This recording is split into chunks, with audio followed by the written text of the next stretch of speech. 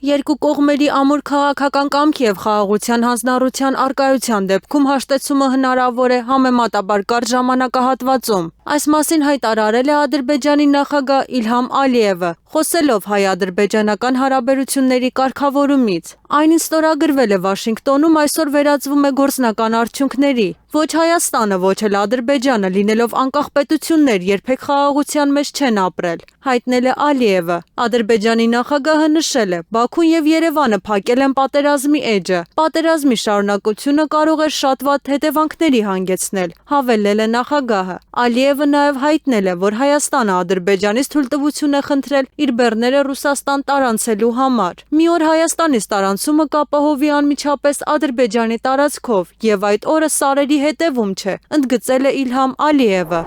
Իսրայելի վարչապետ Բենյամին Նեթանյահուն ելույթ ունենալով Իսրայելի խորհրդարանում հայտարարել է, որ Գազայի հատվածում թուրք կամ կատարացի զինվորներ չեն լինելու։ Նա նաև նշել է, որ տարածաշրջանում Թուրքիայի ներկայության ընդլայնումը անհամաձայնություններ է առաջացրել Իսրայելի եւ ԱՄՆ-ի միջև։ Նեթանյահուն հայտնել է, որ Իսրայելը մոտենում է ԱՄՆ նախագահ Դոնալդ Թրամփի ներկայացրած Գազայի ծրագրի B փուլին, որը ենթադրում է Համասի զինաթափում եւ Գազայի ապառազմականացում։ Նրա խոսքով Իսրայելը հավատարիմ է այդ նպատակներին։ Միևնույն ժամանակ վերջինս շեշտել է, որ ԱՄՆ-ի հետ խնդիրներ ունեն նաեւ Գազայի գործընթացներին ուղեկցվող խորհրդատվական խորհրդի կազմի հարցում, որի մեջ ընդգրկված են նաև թուրք եւ կատարացի ներկայացուցիչներ։ Դավոսում ընթացող 2026 թվականի համաշխարհային տնտեսական ֆորումի ժամանակ Ֆրանսիայի նախագահ Էմանուել Մակրոնը կոշտ է արտահայտվել, քննադատելով այն, ինչ ինքն անվանել է նոր գաղութային մոտեցում, որը ըստ նրա հարձակում է ինչպես ԱՄՆ-ի, այնպես էլ Չինաստանի կողմից փոքր երկրների նկատմամբ։ Նրա խոսքերն է փոխանցում Guardian-ը։ Մակրոնը ընդգծել է, որ Եվրոպան պետք է պաշտպանվի քաղաքական, տնտեսական եւ ռազմավարական ճնշումներից, միաժամանակ աջակցելով բազմակողմ կառույցներին եւ օրենքի գերակայությանը։ Նրա խոսքով այս մոտեցումը սպառնում է միջազգային կայունությանը եւ կարող է տապալել երկարամյա միջազգային համակարգը։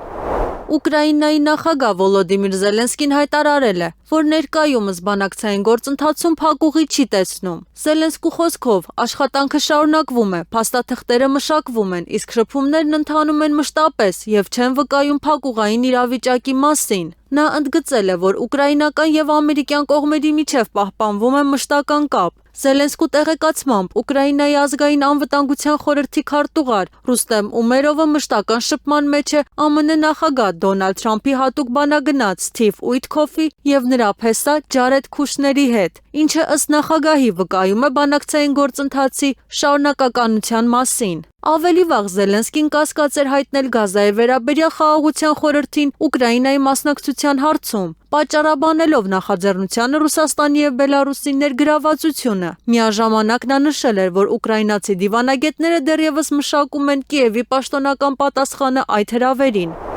ԱՄՆ նախագահ Դոնալդ Թրամփը հայտարարել է, որ ՄԱԿ-ը չի օգնել իրեն լուծել հակամարտությունները։ Վերջինս մեղադրել է միջազգային կազմակերպությանը հակամարտությունների կարգավորման գործում անգործության մեջ։ Եկեք խոսենք բոլոր պատերազմներից, որոնց ես վերջ եմ դրել։ ՄԱԿ-ը ինձ ոչ մի պատերազմի դեպքում չի օգնել, ընդգծել է նախագահը։ Թրամփը նաև վստահություն է հայտնել, որ արժանի է Նոբելյան մրցանակի իր լուծած յուրաքանչյուր հակամարտության համար։ Ես պետք է Նոբելյան մրցանակ ստանամ յուրաքանչյուր պատերազմի համար, որին վերջ եմ դրել, հայտնել է ԱՄՆ առաջնորդը։